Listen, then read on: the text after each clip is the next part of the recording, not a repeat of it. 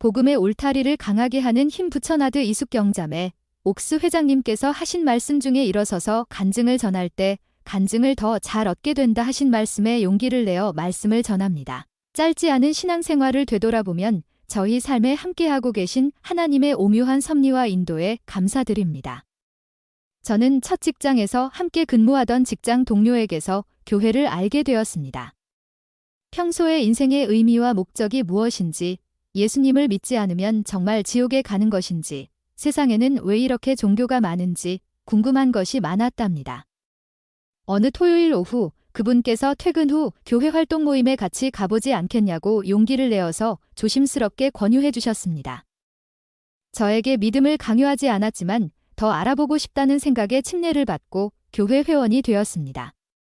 엘마서 34장 32절 이는 보라 이생은 하나님을 만나는 길을 준비할 시간이라.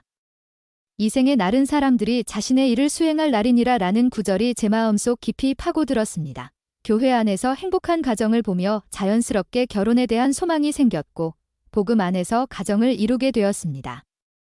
저희 부부가 해오던 가정의 밤, 가족 기도, 가족 경전 읽기는 자녀가 태어나서도 함께할 때 그 기쁨이 배가 되었습니다.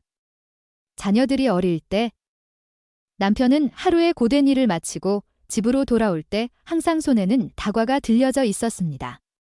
그 시간을 기다리며 복음 원리를 배우고 우리 모두는 하나님의 사랑하는 자녀라는 사실과 가족은 영원하며 성신과 기도하는 법을 배웠습니다. 자녀들이 더 성장하여 청소년 시기에는 경전을 읽고 토론하는 그 자체가 재밌었고 지금은 각자 흩어져서 과학기술의 도움으로 장소의 제약을 받지 않고 경전을 읽고 자신의 간증을 나누고 삶에 적용하려고 노력하고 있습니다.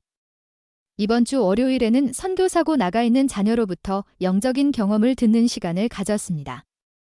물리적인 환경은 떨어져 있지만 정서적인 유대감과 소속감은 더 커지고 가정 안에서 따뜻한 사랑을 느끼고 세상의 유혹으로부터 벗어나도록 도움을 준다고 하였습니다. 저희 가족에게 갑자기 닥친 시련의 시기였던 때에 그 자녀는 한동안 교회에서 멀어지고 갑자기 하나님의 존재에 대해서도 회의감을 느끼고 방황하던 시기가 있었습니다. 혼자 방문을 닫아 걸고 함께했던 안식일 교회 참석도, 가정의 밤도, 가족 경전 읽기도 하지 않았습니다. 그렇더라도 기도와 경전 공부는 계속되었고 자신을 위한 가족들의 기도와 간증을 나누는 소리를 듣고 있었던 아들이 어느 날 방문을 열고 나와서 엄마 나 다시 교회 나갈 거예요 라고 했습니다. 저희 가족은 어리둥절하기도 했지만 무척이나 기뻤습니다. 그리고 아들은 스스로 선교 사업에 각서를 썼습니다. 하루하루 바쁜 일과를 마치고 흩어져 있는 가족을 모으고 세상의 소음과 먼지로부터 육신의 피로를 털어버리고 복음에 더욱 집중하는 일은 쉽지만은 않을 것입니다. 이번 연차 대회에서 넬슨 회장님께서 세상을 이기고 쉼을 얻으십시오 하신 회장님의 권고대로 우리의 마음을 구주로 향하게 할 때 하나님이 승리하게 하며 더 큰 평안과 확신과 기쁨, 쉼을 약속하셨습니다.